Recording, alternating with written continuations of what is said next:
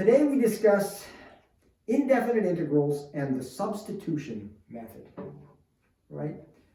The substitution method, often referred to as U substitution, is a method in which we write what appears to be a complicated integrand in one variable as a simpler integrand in another variable.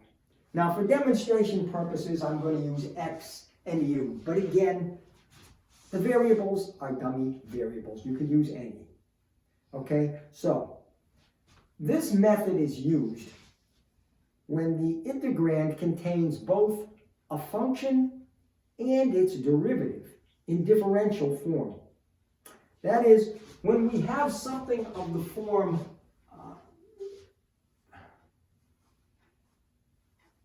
f of g of x times g prime of x dx. You see, this in the substitution method becomes f of u, and this becomes du. So we have the integral of f of u du. A lot simpler. Okay? We're kind of unwinding the chain rule here.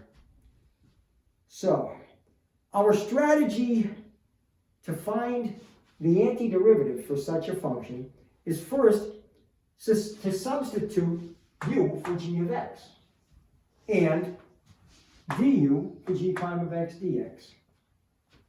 To anti-differentiate with respect to u, and then to go back and replace u with g of x. But as always, right, never be careless. Always check your final answer by differentiation when you're done. Okay, so let's take our first example. And again, it will be a simple example to start. Let's take the indefinite interval. X squared plus x to the 10th times 2x plus 1.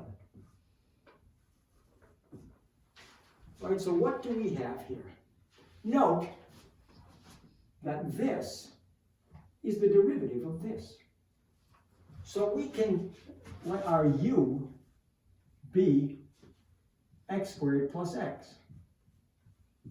Well, if u is x squared plus x, du dx is 2x plus 1, and in differential form, du is 2x plus 1 dx. So what we have here is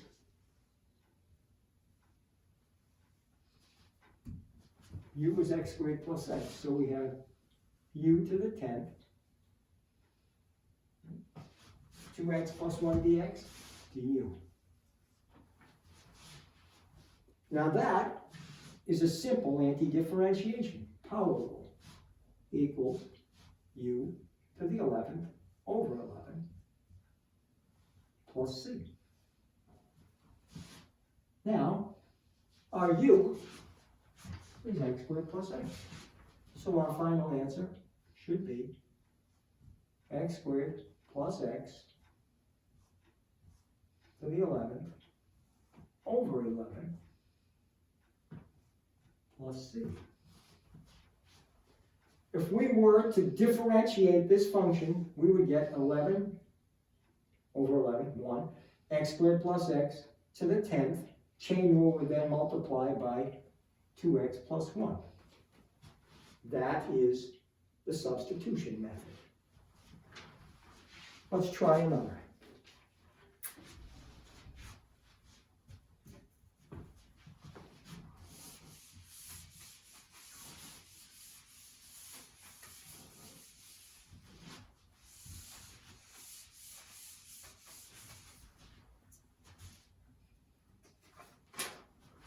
Okay.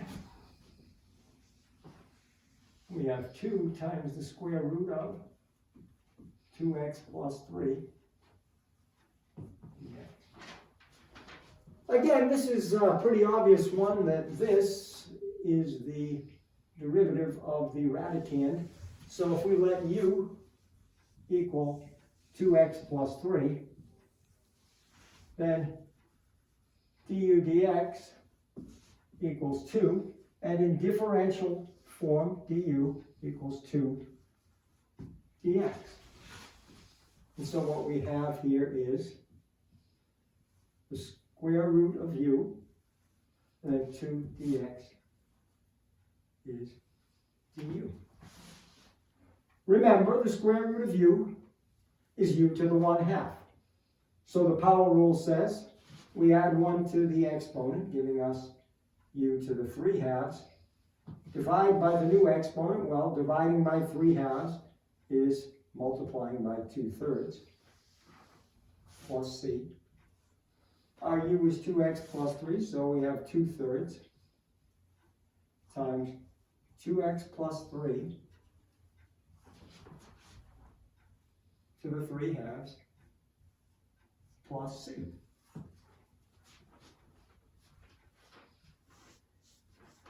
And again, if we were to differentiate this now, the derivative of this, 3/2 times 2/3 is 1, times 2x plus 3 to the 1/2, there's our square root. Chain rule says multiply by 2. Always check. None of us is infallible. And in fact, every one of us at one time or another is pretty stupid. And we make silly errors. Okay, now, the integrand may sometimes fall short of containing the entire du. It may fall short by a constant factor. But that's not a problem for us. In that case, we will supply that factor while compensating for it with another constant factor in front of the integral sign. It really is not a problem, because we do need to maintain the value of the original integrand.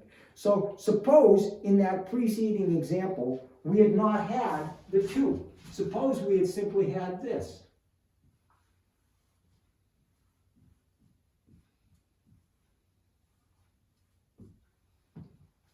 Well, we don't have a 2, we have a 1. But we can supply that 2.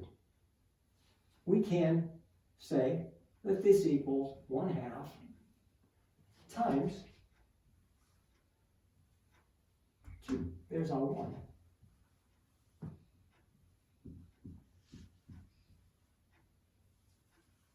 And now everything gets done exactly the same way that it was done in the previous example, except at the end, we're multiplying by 1/2.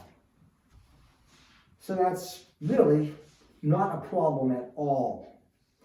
However, there may be times when we run into an extra factor of x. And here you're going to have to demonstrate a little mental flexibility to handle a problem like that.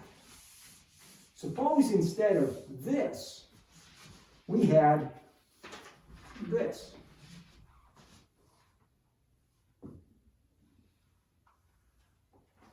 Well, it's pretty obvious that if this is u, the derivative of u does not contain an x. It's a simple constant. So how are we going to handle this? Well, we can start the same way. U equals 2x plus 3. But if u equals 2x plus 3, let's solve this for x. X equals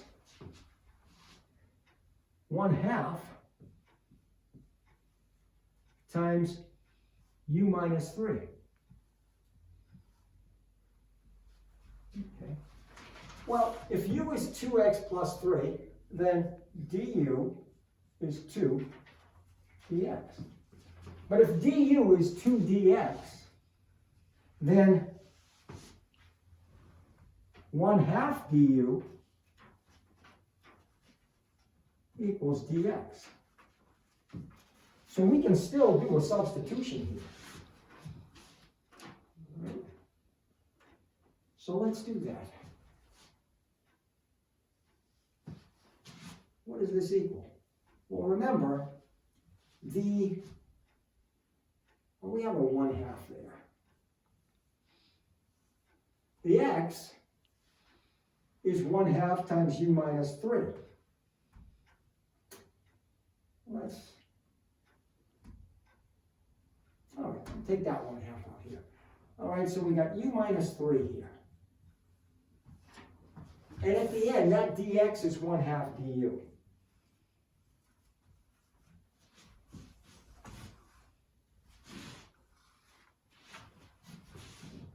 So this 1/2 is from there, this 1/2 is from here. Okay, and now we have 2x plus 3 is u, so we have the square root of u. All right, I guess I can move this over a little bit, times 1/2 du.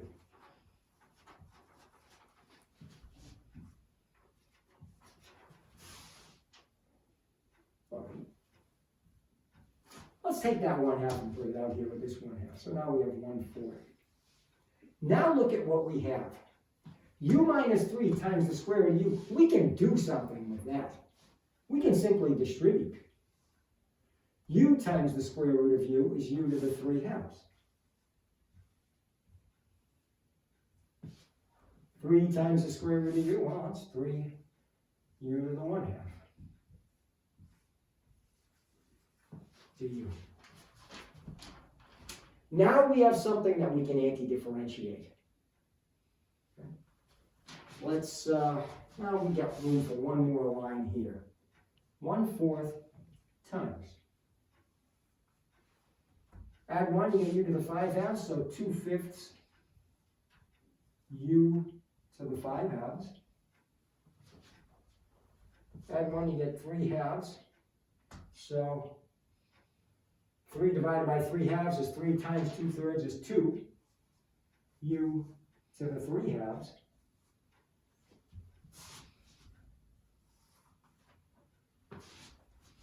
And of course we have the plus c. Well, now we need to move up here. So if we've got that, I guess we can keep going. Let's distribute that 1/4. So that gives us 2 over 20, 1/10 times u to the 5/2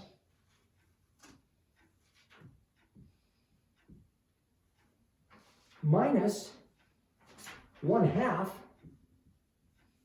u to the 3/2 plus c. Well, now all that's left to do is to replace u with 2x plus 3. So we have 1/10 times 2x plus 3 to the 5/2 minus 1/2 times 2x plus 3 to the 3/2 plus c. Okay, it took a little bit of mental gymnastics there, but it can be done. Not a basic substitution problem, but one that with time you'll feel more comfortable with. And that's it.